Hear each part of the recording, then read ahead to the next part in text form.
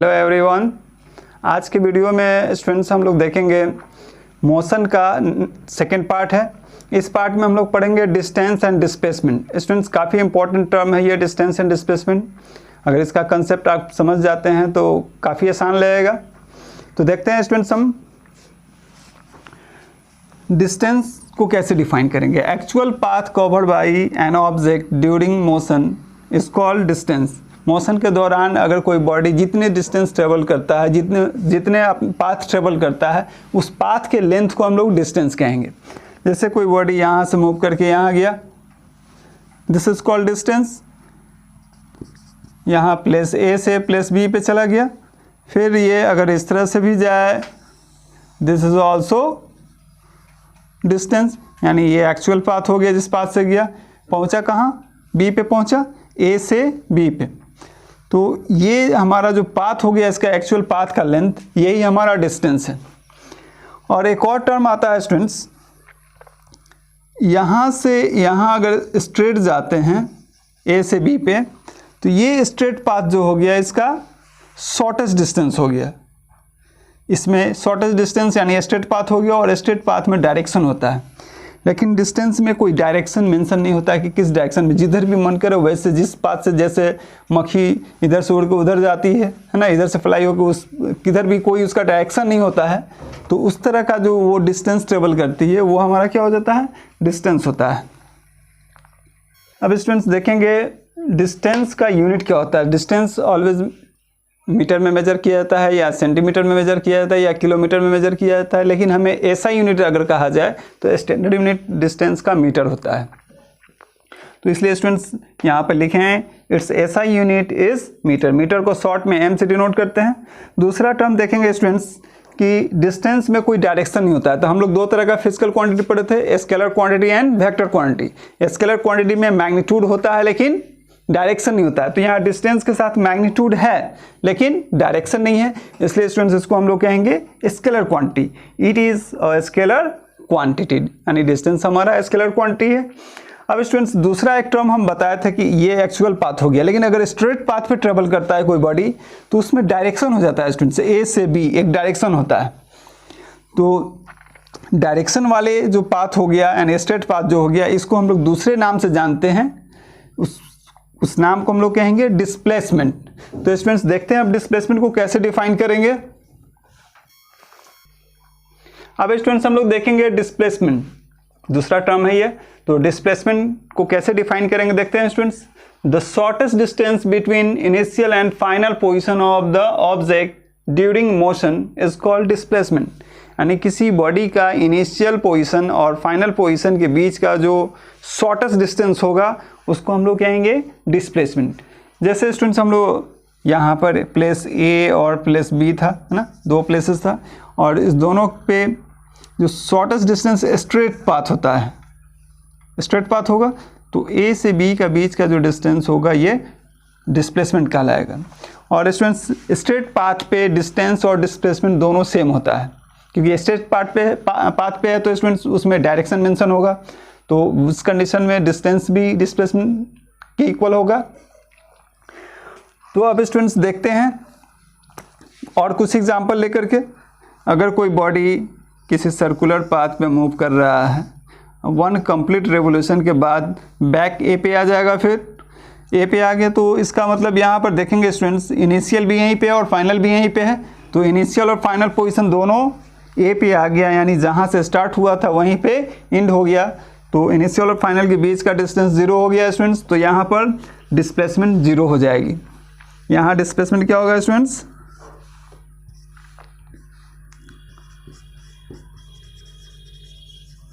Displacement 0। But distance अगर कहा जाए स्टूडेंट्स तो डिस्टेंस हमारा हो जाएगा सर्कमफ्रेंस के इक्वल, यानी 2πr। उसके बाद स्टूडेंट्स देखेंगे यहाँ पर डिस्प्लेसमेंट जो है वेक्टर क्वांटिटी है, तो वेक्टर क्वांटिटी 0 भी हो सकता है, तो 0 का एग्जांपल आप देख लिए। नेगेटिव भी हो सकता है, तो नेगेटिव वाला कैसे होगा स्टूडेंट्स देखते हैं।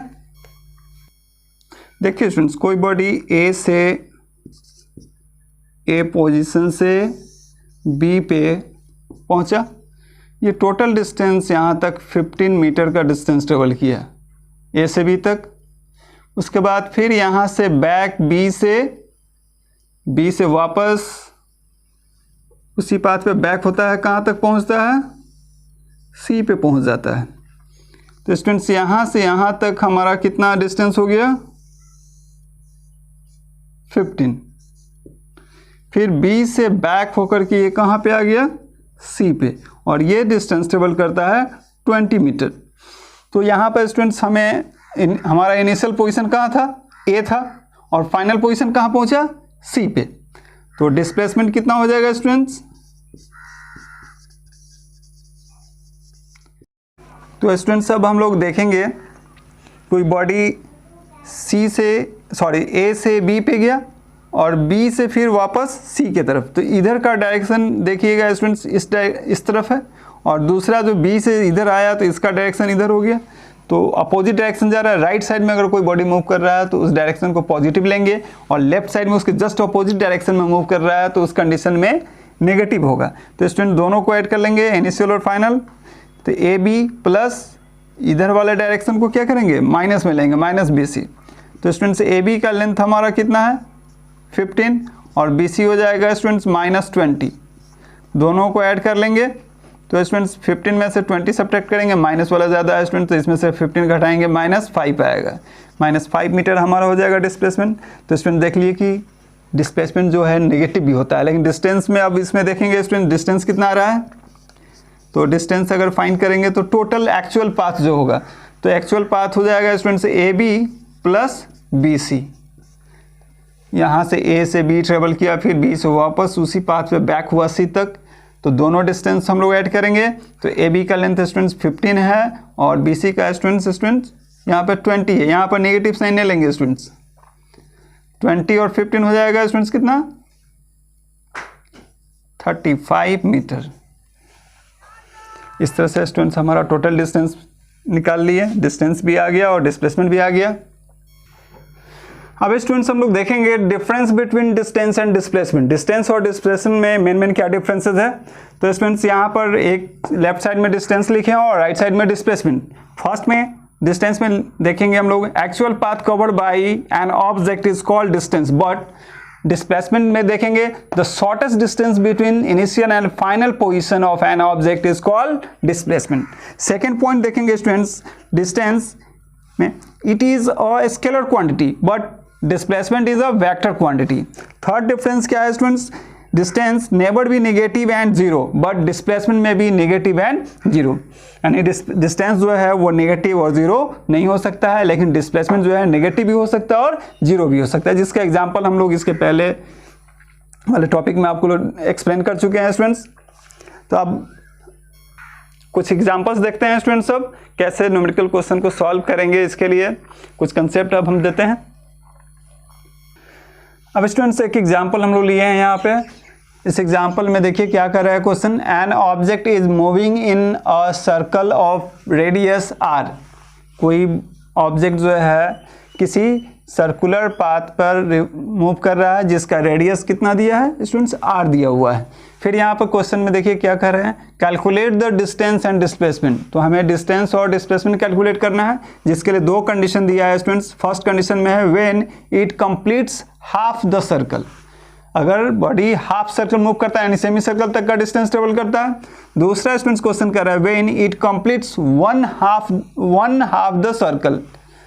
स्टूडेंट्स यहाँ पर 1/2 नहीं स्टूडेंट्स कहेंगे, तो यहाँ फुल द सर्कल होगा स्टूडेंट्स। यहाँ पर फर्स्ट में क्या कर रहा है, हाफ द सर्कल, और यहाँ फुल द यानी पूरा कंप्लीट रिवोल्यूशन। स्टूडेंट दोनों को बारी बारी से हम लोग दोनों कंडीशन में कैलकुलेट करेंगे डिस्टेंस और डिस्प्लेसमेंट। तो फर्स्ट में स्टूडेंट्स क्या करेंगे, पहले हम लोग मान लिए कि एक सर्कल है जिसका सेंटर ओ है और रेडियस आर है। बॉडी ए से मूव करना शुरू करता है और हाफ रिवोल्यूशन करता है तो बी पे पहुंचता है, यानी सेमी सर्कल कंप्लीट करता है स्टूडेंट्स। तो सेमी सर्कल कंप्लीट करेगा तो डिस्टेंस हमारा हो जाएगा students half of the circumference. Circumference का हाफ, तो हम लोग लिखेंगे distance is equal to half of the circumference. तो सर्कमफ्रेंस का फॉर्मूला आप पढ़े हैं स्टूडेंट्स, 2πr होता है। 2 से 2 दोनों कैंसिल हो जाएगा स्टूडेंट्स, तो बच जाएगा हमारा πr। यूनिट जो भी हो तो यहाँ पर सिर्फ यूनिट लिख देंगे हम लोग स्टूडेंट्स। अब हम लोग देखते हैं स्टूडेंट्स इसमें डिस्प्लेसमेंट कैसे फाइंड करेंगे। डिस्प्लेसमेंट के बारे में स्टूडेंट्स पढ़े हैं कि the shortest path between initial and final position. तो स्टूडेंट शॉर्टेस्ट पाथ हमारा यही है ना, डायमीटर है, तो डायमीटर हो जाएगा और डायमीटर यानी 2r हो जाएगा, r प्लस r कितना 2r हो जाएगा। तो टोटल डिस्प्लेसमेंट हमारा कितना हो गया students 2r units in magnitude.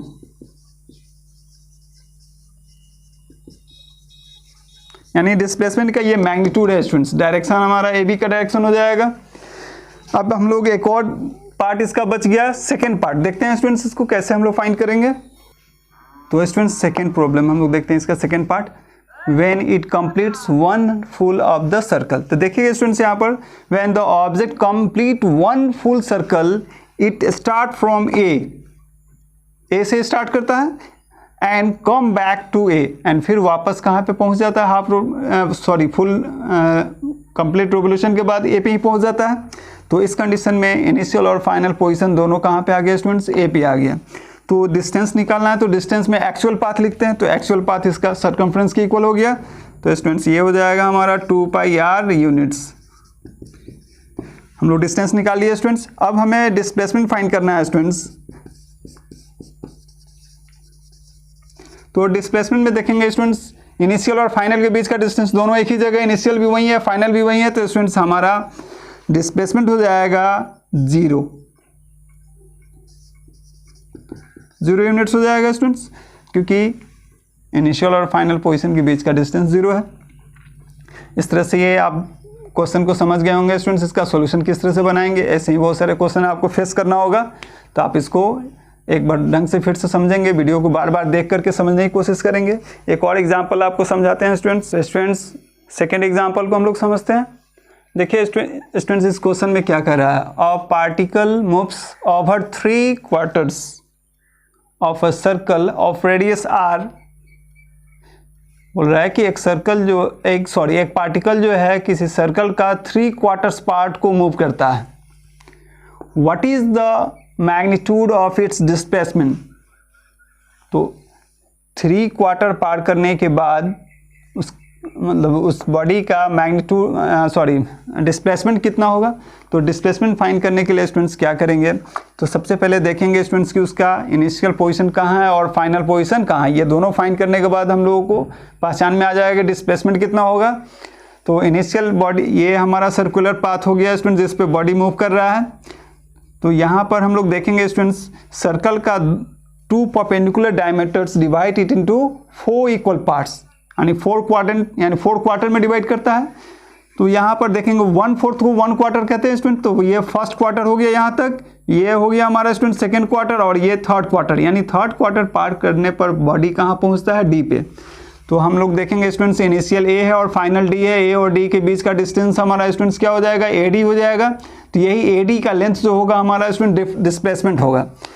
तो देखेंगे स्टूडेंट्स इसका रेडियस हमारा दिया हुआ है R दिया हुआ है। तो AOD एक राइट ट्रायंगल फॉर्म कर रहा है। तो राइट ट्रायंगल फॉर्म कर रहा है स्टूडेंट्स, तो राइट ट्रायंगल का हाइपोटेनस होगा AD। तो AD फाइंड करेंगे स्टूडेंट्स। तो डिस्प्लेसमेंट इज इक्वल टू लिखेंगे AD, देन AD यहाँ हाइपोटेनस है स्टूडेंट्स, तो लिखेंगे क्या चीज़, पाइथागोरस का इस्तेमाल करेंगे, OA square plus OD square. OA और OD दोनों रेडियस है स्टूडेंट्स, तो R स्क्वायर हो जाएगा स्टूडेंट्स। तो इसका हो जाएगा R and R square 2R square, therefore इसका वैल्यू हो जाएगा √2R यूनिट्स। इस तरह से स्टूडेंट्स डिस्प्लेसमेंट हम लोग फाइंड कर सकते हैं। इस वीडियो में हम लोग यहीं तक रहने देते हैं स्टूडेंट्स, और यहाँ तक मेरे वीडियो को देखने के लिए बहुत बहुत धन्यवाद स्टूडेंट्स। अगर आपने मेरे चैनल को सब्सक्राइब नहीं किया है तो प्लीज़ सब्सक्राइब कर लेंगे, और वीडियो पसंद आए तो लाइक भी करेंगे। Thank you.